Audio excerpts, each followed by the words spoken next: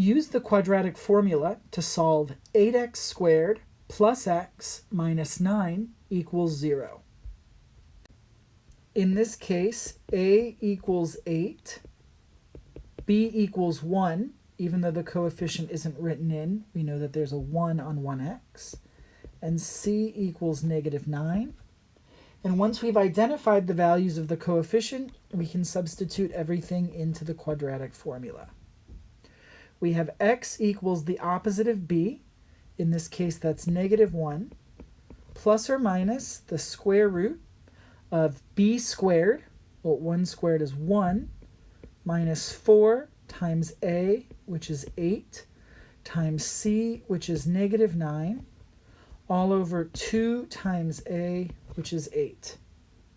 So we've substituted everything in.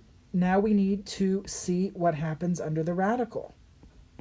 We have negative 1 plus or minus the square root of 1, and that subtraction is going to change into an addition because we've got two negatives that cancel.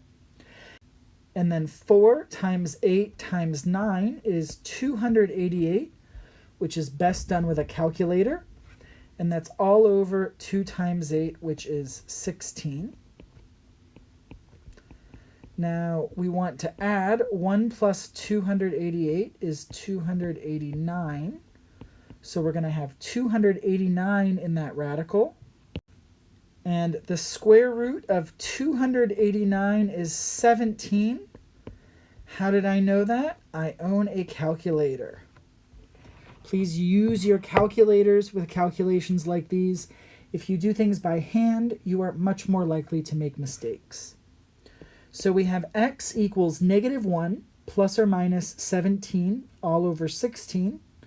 And this is where we're going to split up the two solutions and look at them separately so that we can simplify each on its own.